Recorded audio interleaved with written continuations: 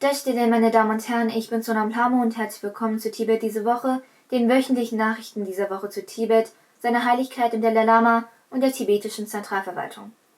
Schauen wir uns als erstes die Schlagzeilen an. Seine Heiligkeit der Dalai Lama beglückwünscht Roberta Metsola zur Wahl als Präsidentin des Europäischen Parlaments. China hält tibetische Mönche in Isolationshaft. US-Sonderkoordinatorin für tibetische Angelegenheiten schreibt an Xi Jinping und sichert weitere Unterstützung für Tibet zu. Gascha appelliert an Tibeter, keine Gerüchte und Fake News zu verbreiten, die auf die Diffamierung seiner Heiligkeit des Dalai Lama abzielen. Xi Jinping kondoliert zum Ableben des EU-Parlamentspräsidenten David Sassoli. Gesellschaft Schweizerisch-Tibetische Freundschaft und Tibet-Büro in Genf erarbeiten Arbeitspläne für Tibet. Frankreich muss eine starke Führungsrolle für Tibet in der EU übernehmen, sagt Senatorin Eustache Brino.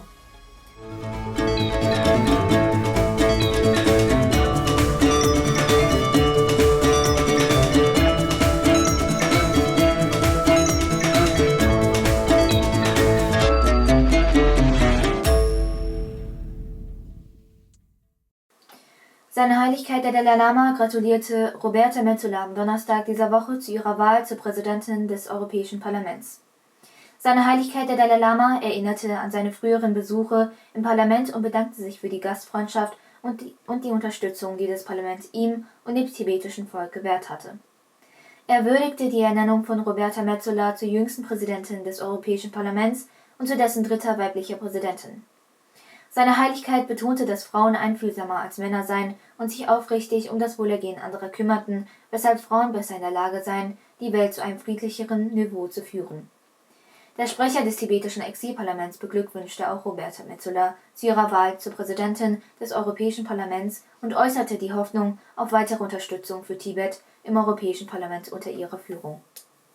Chinesische Beamte in Dako in der Präfektur Khaltse der tibetischen Provinz Kham halten weiterhin 2 tibetische Mönche in Isolationshaft, nachdem sie vor 5 Monaten verhaftet wurden.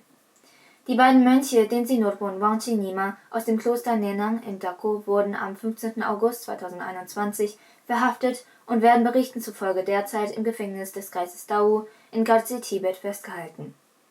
Es wird vermutet, dass der Grund für ihre Verhaftung ihre Beteiligung an der Durchführung von informellen Kursen im Kloster ist, in denen tibetische Sprache, Kultur und Religion für tibetische Kinder unterrichtet werden. Nach der Demontage von Buddha-Statuen im Bezirk Dako sind die chinesischen Behörden nun dabei, die Unterkünfte von Lamas und Mönchen in Garden Yeling in Dako, Tibet, abzureißen.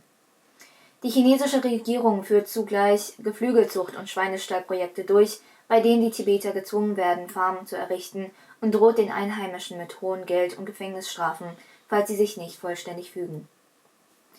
Die US-Sonderkoordinatorin für tibetische Angelegenheiten Uzra Zeya schrieb an Xi Jinping und dankte ihm für sein Glückwunschschreiben zu ihrer Ernennung zur US-Sonderkoordinatorin für tibetische Angelegenheiten. In dem Schreiben sicherte die US-Sonderkoordinatorin für tibetische Angelegenheiten die fortgesetzte Unterstützung der USA für den Schutz der Menschenrechte der Tibeter und die Bewahrung ihrer eigenen historischen, sprachlichen, kulturellen und religiösen Identität zu und bekräftigte das Interesse der Vereinigten Staaten an einer Wiederaufnahme des Dialogs ohne Vorbedingungen zwischen der Regierung der Volksrepublik China und seiner Heiligkeit dem Dalai Lama, seinen Vertretern oder Führern der tibetischen Gemeinschaft. Der Xi Jinping dankte der Sonderkoordinatorin Uzra Zeya in einem Tweet nach Erhalt des Briefes für ihre jüngsten proaktiven Gespräche mit tibetischen Vertretern und äußerte den Wunsch, die Sonderkoordinatorin für tibetische Angelegenheiten persönlich zu treffen, um mit ihr über Wege zur Förderung der Sache Tibets zu sprechen. Der Gascha der tibetischen Zentralverwaltung hat am Donnerstag dieser Woche ein zweiseitiges Rundschreiben herausgegeben, in dem er an die Tibeter in aller Welt appelliert, keine Gerüchte und Fake News in den sozialen Medien zu verbreiten, die darauf abzielen, seine Heiligkeit den Dalai Lama zu diskreditieren und zu diffamieren.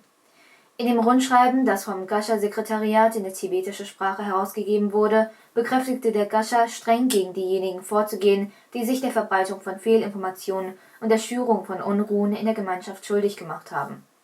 Gleichzeitig hat der Gascha an die Tibeter appelliert, Frieden, Harmonie und Ordnung aufrechtzuerhalten, wo immer sie sich befinden.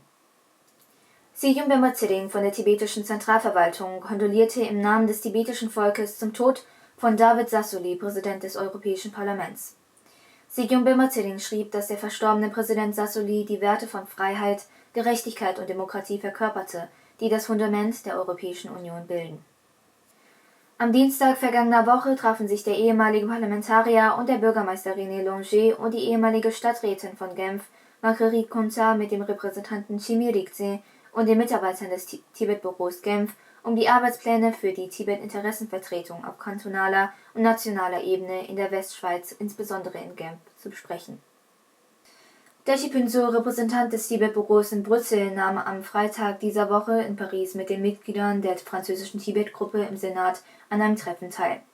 Die Senatoren Jacqueline Eustache-Brinot, Annick Billion, Bernard Fournier, Olivier Rebmann, Loïc Herve und André Gattolin nahmen an den Treffen teil. Dashi Phuntsho erinnerte an die lange Zusammenarbeit der französischen Tibet-Gruppe mit Tibet seit 1988 und forderte die Gruppe auf, sich für den gegenseitigen Zugang zu Reisen nach Tibet einzusetzen. Senatorin Eustache-Brinot bemerkte, dass Frankreich in der Tibet-Frage eine Führungsrolle in der EU einnehmen sollte und versprach, dass die Gruppe an allen Themen arbeiten werde, die der Abgeordnete Phuntsho in seiner Ansprache angesprochen hatte. Repräsentant Dashi Phuntsho wurde begleitet vom Sekretär des Tibet-Büros Paris, Namgyel Samduk, Tenzin Namgyel und von Thierry Meunier, Sekretär der Tibet-Gruppe im Senat. Ich danke Ihnen für Ihre Aufmerksamkeit. Auf Wiedersehen und bis nächste Woche.